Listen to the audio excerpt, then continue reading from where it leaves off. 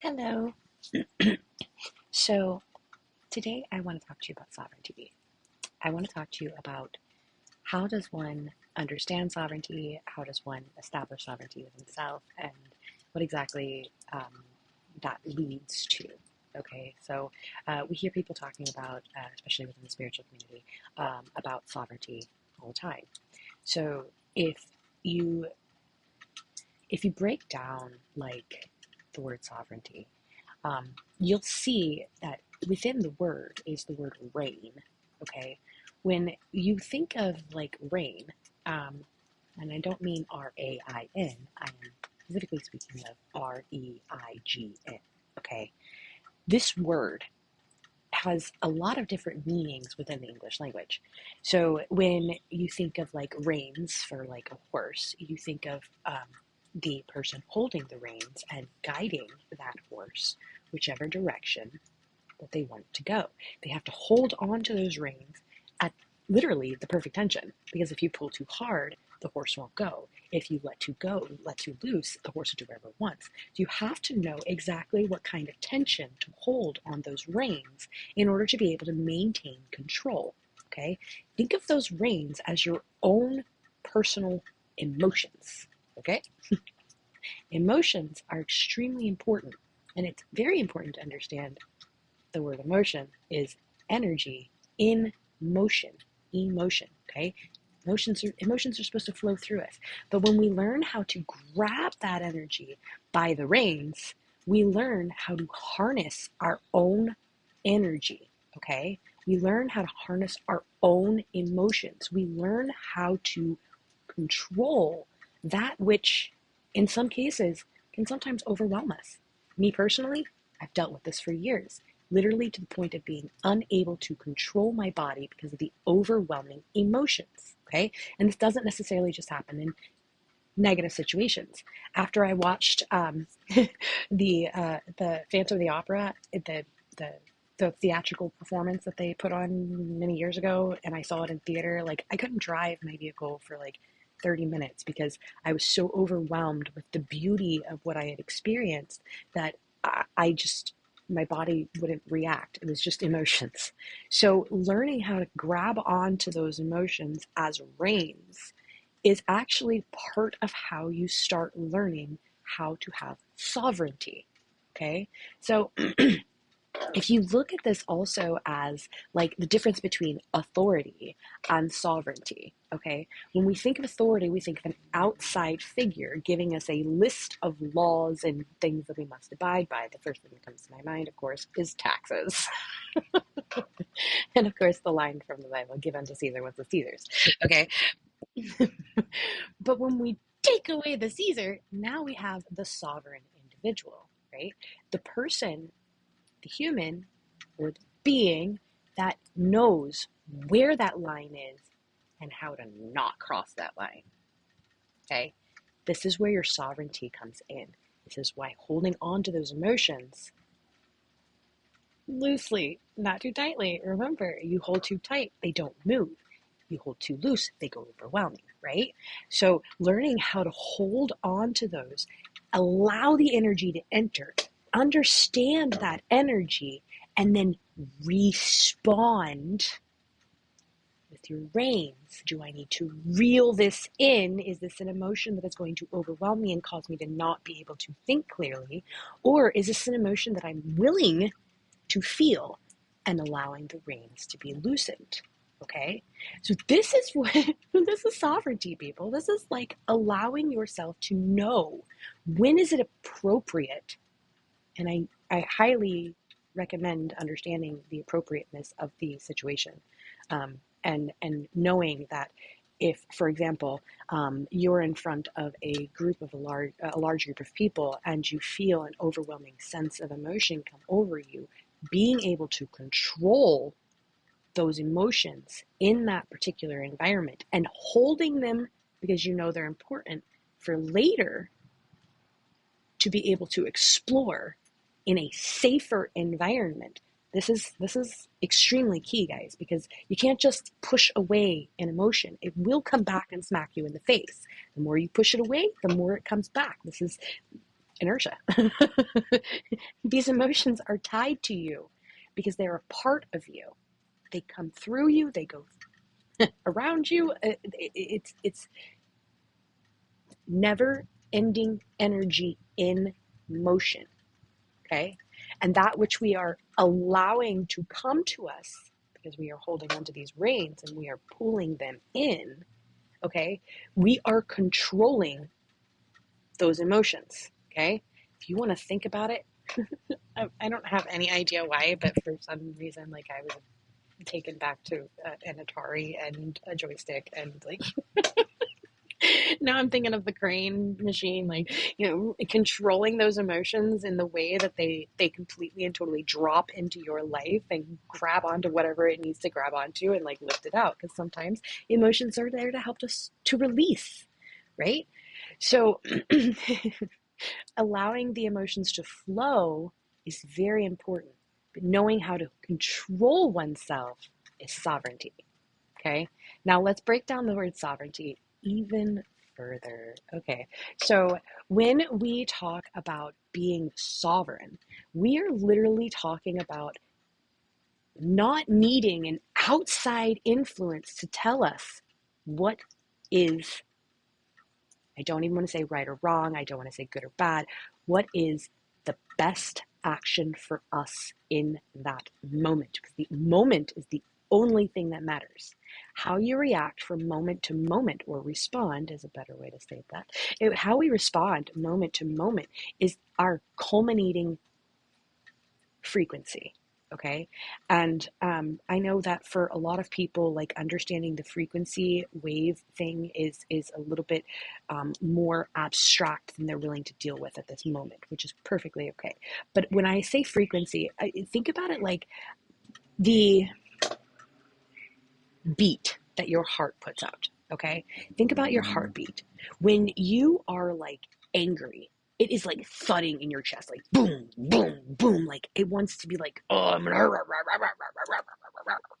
right?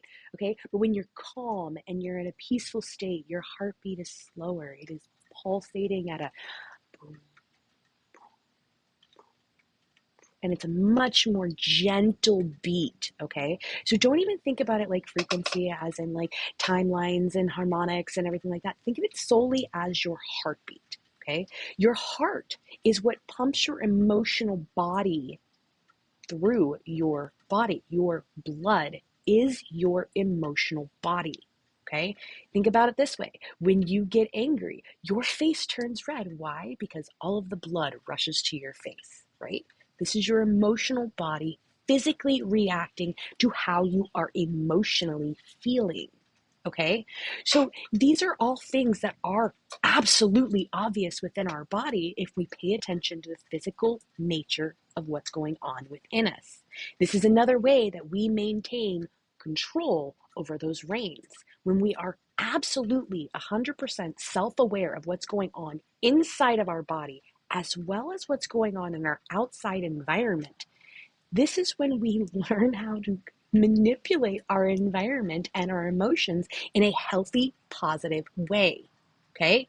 Now, let's explain this in another perspective. Okay. Let's say you are out with your friends and you go into the gas station. You guys, it's like 3 o'clock in the morning. Everybody's like excited. They just went out, everybody's having a good time.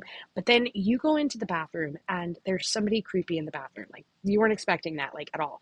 You have an immediately, you have a sense of danger, right? And every single alarm signal is like running out because there's a person in the bathroom, but the bathroom is unlocked and that person doesn't belong in the bathroom. And now you're like, oh, what am I doing? And this person's being strange. The energy that's coming off of them is not cohesive. It's, you have to know, how should I respond in this situation? Because however you respond could either calm that person or ignite something in them. Okay. So your response is necessary for the changing of the situation around you. Okay. So you have plenty of options. You can be like, hey, are you okay? You can like walk out. You can go inform someone. It doesn't necessarily matter what your choice is.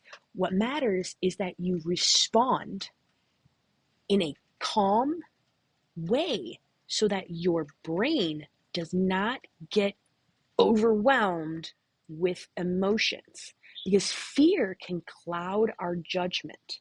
Anger can cloud our judgment.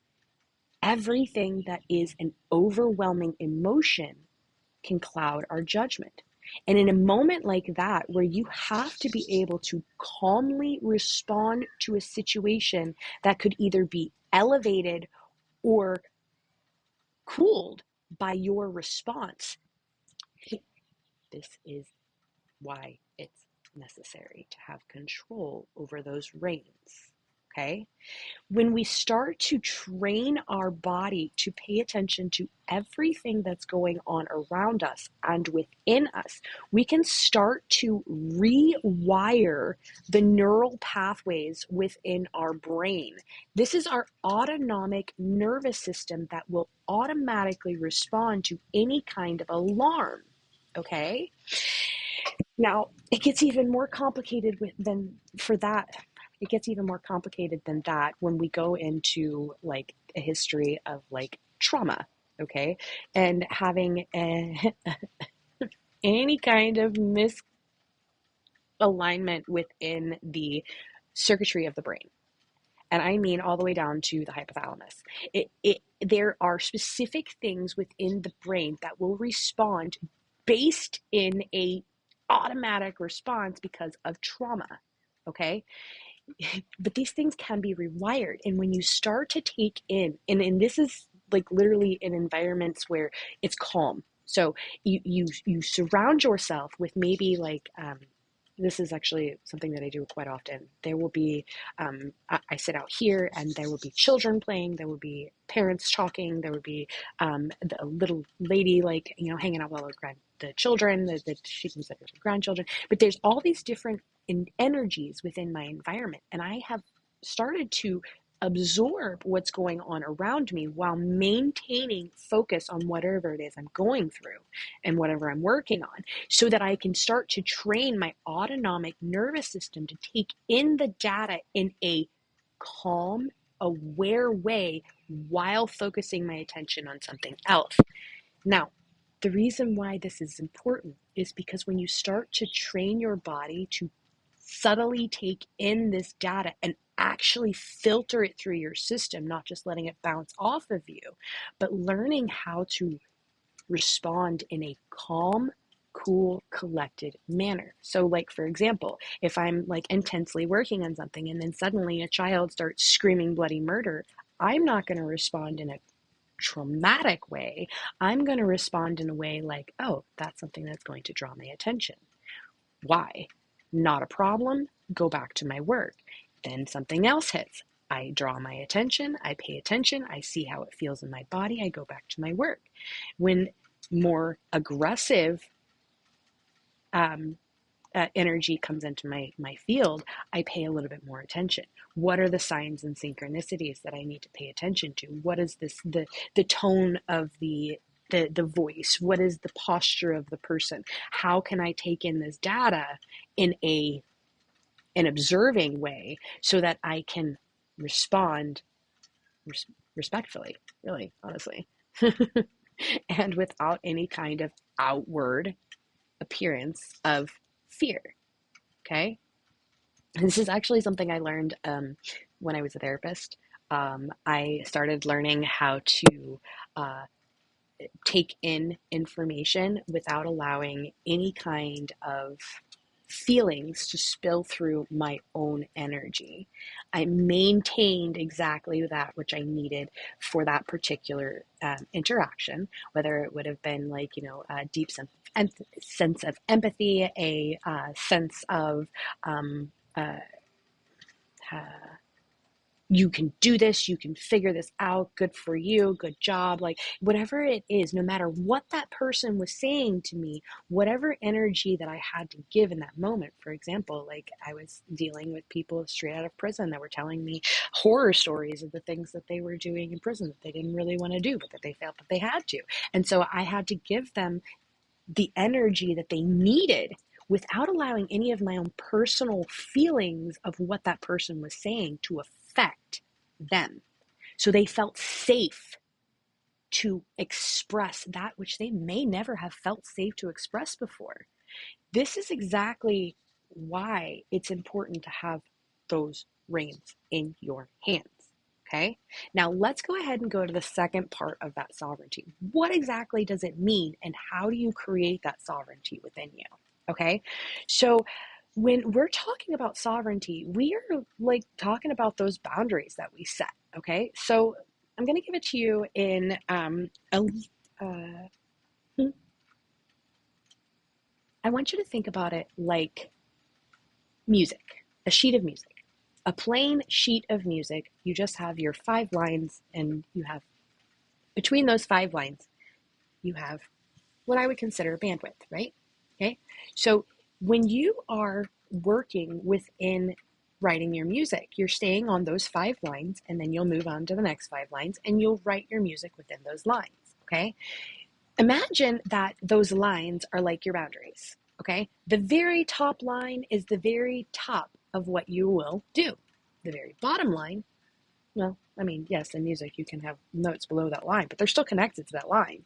It's just a matter of how far down before you go into a whole nother, well, bass. so, so if you want to look at it from that perspective, okay, you have those 5 lines and a little bit below and a little bit above that you can work with that are still connected, but not a different octave. Okay, so your boundaries stay within these lines. You know that at the very bottom, underneath of that, that's pure chaos. You don't want that pure chaos. You're like, I am so sick and tired of chaos. I don't want it in my life. Okay. But every now and then you're going to have a few notes that are underneath there that you're going to have to deal with that are still part of the chaos, but still connected to your bandwidth. Okay. And this is those situations where you're like, oh, that's a line. I don't want to cross that line, but I'm going to deal with how it makes me feel beneath the surface. Good for you. All right. So, um, I usually like to do these lines like this because it's easier to see that this is one side of the other, but we're going to do it like this, and this is going to be perfectly fine. Okay. So at the very tippy top, this is the top of your line. You have those notes that are above, and these I see as those beautiful higher realm moments. Those moments where you stop, disconnect from the world, go inward, and connect to that within you. Okay? These are the notes above that line. The top line, that's your solitude. Okay? And I encourage you to go above that line as often as you possibly can. I personally think those notes are beautiful. Now, when we're talking about that bottom line, don't get me wrong, I think some of those notes are beautiful too. They hit in the soul a little bit differently. And that nice deep rumble, you're like, oh, I like the way that feels. It kind of vibrates a little in my stomach, and it makes me feel like I'm loosening some stuff up. But when that stuff gets loosened up, now all of a sudden you're feeling these feelings that you thought you had buried a long time ago that you just don't want to feel anymore. But there's something there that you haven't felt, and you need to dig it up and feel it so that it's no longer just a vibration. Now it's a part of the harmony. Okay? So at that very bottom line, you have your boundary. Now I'm going to use an arbitrary boundary. This one I like to use because it shows you both sides of the fence. Okay? Now, when we set boundaries, you have to understand that boundaries are not for other people to begin with. They're for you. You. Because you cannot expect someone to follow your boundary that you're not even following for yourself. Remember, people can only respect us as much as we respect ourselves. You cannot expect someone to maintain a boundary if you don't maintain that boundary. This is my boundary for you to think about. Respect. Okay? Respect is a two-way street. Okay? And this is something that I have taken to outlining very explicitly in every new established relationship. Okay? Mutual respect. I absolutely will not disrespect myself. Period. That is my boundary for myself. I will not disrespect myself. That is my lowest. I will go disrespecting myself. Okay? I hold that boundary, and I held that boundary for a very long time, and I allowed myself to be sure that I would hit that boundary 1,000 times but never cross that line. Okay? Now I offer that as a boundary to my new friends. Okay? I say, look, this is it. I will respect you every which way, up way, down way, southward, whatever, every single way. I ask that you respect me as well. Even if we do not agree, I ask that you be honest with me and respect me and trust that I am mature enough to handle you telling me I do not agree. At that point, we can either determine whether or not we want to find common ground or say, sounds good. We'll leave that at an agree to disagree. Okay? Sounds great. I respect you. I respect me. This boundary will not be crossed. You cross this boundary, I will say, hey, I felt disrespected. I will explain myself, and I will tell you a second time, restating that boundary. After another time, if this is a third time, I'm going to reanalyze the patterns. I'm going to see, hey, is this somewhere that is causing a problem? Or is this something that I can deal with? If it's something that I'm not willing to deal with, I will, hey, I gave you 3 chances. I asked you not to disrespect me. You disrespected me. I'm going to end this relationship. Thank you. I wish you the best. Not out of anger, not out of blame, not out of anything except for respect for myself. Period. That is my lowest line. Now, there again will be sometimes notes down here that strike and hit me right in the gut, and I'm like, whoa, I need to deal with that. This is important. If it causes you to feel uncomfortable, understand it in yourself before you take it to the other person. Because if you don't understand why that chord struck you wrong, you cannot express it to the other person. Makes sense, right? So until you actually understand those 2 lines, setting boundaries is useless. Because if you're not willing to state, I will respect you and myself, I ask the same in return, and then you disrespect that person, how can you be upset at them for disrespecting your boundary when you just disrespected your own boundary for them? Accountability goes both ways. So when you have that sovereignty, when you have those boundaries, and you are set, you are like, this is period. These are the 5 things, and I say 5 just because of the, it starts to get overwhelming when you have a lot of values that you're like, oh, blah, blah, blah, blah. And plus it causes rigidity, and fluidity is more natural. So I say 5 because these are like 5 principles that will move you in life in a, I don't want to say, it's like an anchored way, not a tethered way, an anchored way. You're anchored in your silver cord, if you will, at the root and at the top, but you're flowing freely within. It's more like a spiral. So it's kind of like having,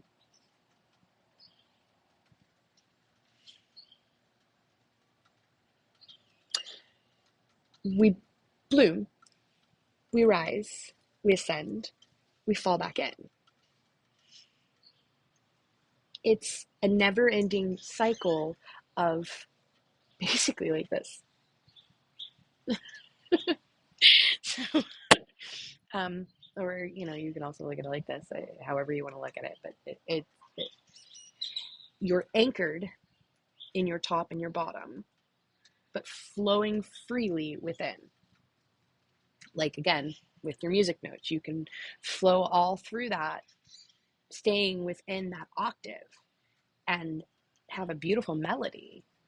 And these are your boundaries. It's fluid without an excessive rigidity, except in your convictions.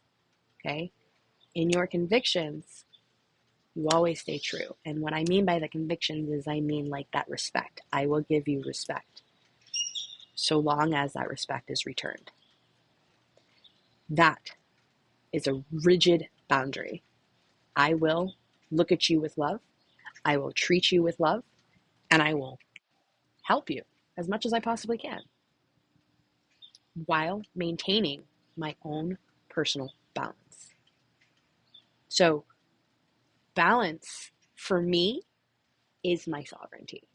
When I can maintain between these two lines and have the most amazing, brilliant life in between those two lines, knowing that if I cross either one of these lines, that's not my everyday life. That is done as necessary. So, the sovereignty is when you know your boundaries and you yourself refuse to cross those boundaries. That is self-sovereignty. That is sovereignty at its root. You taking control of those reins. Nobody else. Nobody knows your exact story. Except for God, of course. Nobody knows your exact story. So how can you expect anybody to be able to tell you, hey, this is the way to fix it? No. You are the only one that can do that. And this is only done over time. It's not a quick fix. It's not a push it away. It won't come back. It's literally, you have to face every single one of those things and learn where's your line, because you don't want to cross it. I hope you guys have a fantastic day. Bye.